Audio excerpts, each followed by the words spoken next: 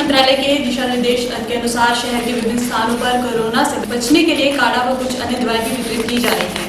इसी कड़ी में इंडियन मीडिया सेंटर में कोरोना वॉरियर्स पत्रकारों को निःशुल्क काढ़ा वितरित किया गया। आरोग्य भारती व सेवा भारती द्वारा आयुष मंत्रालय के दिशा निर्देशानुसार शहर के विभिन्न स्थानों पर कोरोना से बचने के लिए काढ़ा व कुछ अन्य दवाएं वितरित की जा रही हैं। इसी कड़ी में बुधवार को इंडियन मीडिया सेंटर के तत्वाधान में आरोग्य व सेवा भारती द्वारा जिला लोक संपर्क कार्यालय में स्थित मीडिया सेंटर में कोरोना वॉरियर्स पत्रकारों को निःशुल्क काढ़ा वितरित किया गया। इस मौके पर चिकित्सा परिषद के पूर्व चेयरमैन डॉक्टर ऋषिराज वशिष्ठ, आरोग्य भारती की ओर से डॉक्टर पुष्कर दत्त, सेवा भारती की ओर से भूपेंद्र के अतिरिक्त भाजपा नेता कपिल मनीष गर्ग व रजनी वशिष्ठ मुख्य रूप से उपस्थित हुए और उन्होंने काढ़ा वितरण में सहयोग किया। इस मौके पर डॉक्टर ऋषिराज वशिष्ठ ने बताया कि इस काढ़े के सेवन से रोग प्रतिरोधक शक्ति बढ़ती है, जो कि आज के समय में सबसे जरूरी है। यदि रोग प्रतिरोधक शक्ति मजबूत होगी तो कोरोना से लड़कर जीता जा सकता है। उन्होंने बताया कि इस काढ़े में आयुर्वेदिक औषधियां हैं, जिन्हें कई घंटे तक पकाकर यह काढ़ा बनाया गया है।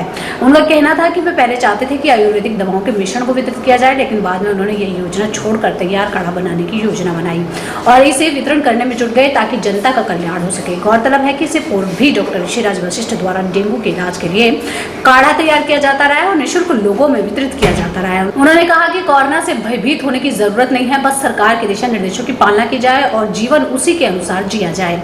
इस मौके पर सेवा भारती के पुष्पेंद्र व आरोग्य भारती के डॉक्टर पुष्कर दत्त ने भी अपने विचार रखते हुए कहा कि कोरोना के संकट में यह काढ़ा रामबाण का काम करेगा और जो भी इसका सेवन करेगा उसकी रोग प्रतिरोधक क्षमता में इजाफा होगा। इस मौके पर उन्होंने लगभग 100 बोतल काढ़े की वितरित की और कहा कि इसके अतिरिक्त भी यदि जरूरत हो तो वे इसे उपलब्ध करवाएंगे। मौके पर इंडियन मीडिया सेंटर के प्रदेशाध्यक्ष वीरेंद्र त्यागी ने जिला के पत्रकारों की ओर से आए हुए टीम के सभी सदस्यों का स्मृति चिन्ह देकर सम्मान किया। मंच का संचालन प्रोफेसर उदय भान सिंह द्वारा किया गया, जबकि मौके पर भारी संख्या में मीडिया कर्मी व APRO मनोज पांडे उपस्थित रहे। इम्यूनिटी पावर सब देशों से ज्यादा है, इसीलिए यहाँ के व्यक्ति को विदेशी लोग ज्यादा पसंद करते हैं।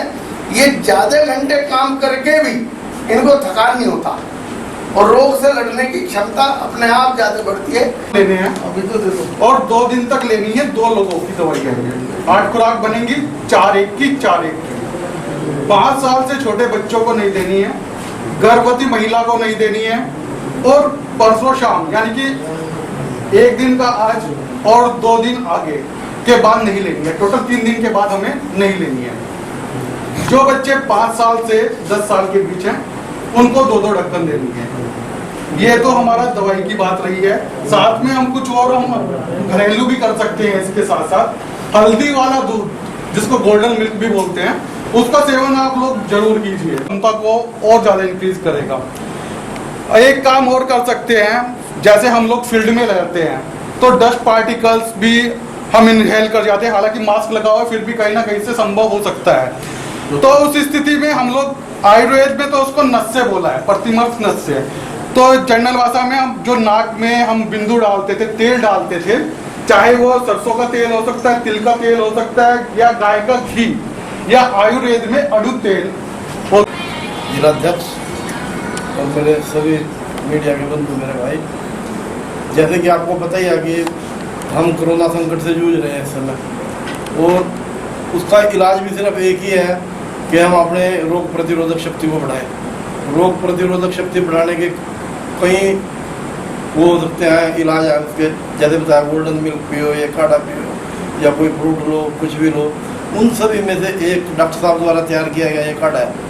आप सबको पता ही होगा, सब पत्रकार हैं कि डॉक्टर साहब हर साल जब भी डेंगू का सीजन चलता है इनके वहाँ जाके किस प्रकार लाइनें लगती हैं और उसका भी स्पेशली इन्होंने काढ़ा बना के ऐसे ही हर बार निःशुल्क वितरित करते हैं और उससे डेंगू कंट्रोल में होता है। और इसी प्रकार ये जो इन्होंने इम्यूनिटी बढ़ाने के लिए, हमारी रोग प्रतिरोधक शक्ति बढ़ाने के लिए तैयार किया है, इससे भी हमें फ़ायदा होगा, निसंकोच फ़ायदा होगा। और जो इन्होंने जैसे इन्होंने बताया है डॉक्टर पुष्कर दत्त जी ने कि इसको हमने 2 दिन से फालतू नहीं चलाना है, मतलब इसकी 2 दिन की डेट है, उसके बाद एक्सपायर हो जाएगा ये। इसके अलावा भी किसी को कुछ इसके बारे में पूछना हो या इसके अलावा कुछ पूछना हो तो वो भी डॉक्टर साहब की सलाह ले सकते हैं, डॉक्टर वशिष्ठ जी की सलाह ले सकते हैं, उनसे पूछ सकते हैं। त्यागी जी, आज इंडियन मीडिया सेंटर के तत्वाधान में काढ़ा वितरित किया गया है सेवा भारती और आरोग्य भारती के द्वारा, तो क्या कहना चाहेंगे इस विषय में? बस यही कहना चाहेंगे, जैसे आजकल कोरोना का संकट चल रहा है बहुत ज़्यादा, और मीडिया पर्सन को तो सबसे आगे जाके काम करना पड़ता है।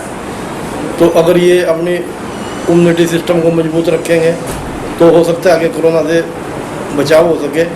और रोग प्रतिरोधक शक्ति बढ़ाने के लिए ही एक काढ़े का डिस्ट्रीब्यूशन किया गया है, क्योंकि ऐसा कहा जा रहा है डॉक्टरों द्वारा कि इस काढ़े से आपका इम्यूनिटी सिस्टम मजबूत होगा, आपको कोरोना टच भी नहीं कर सकेगा।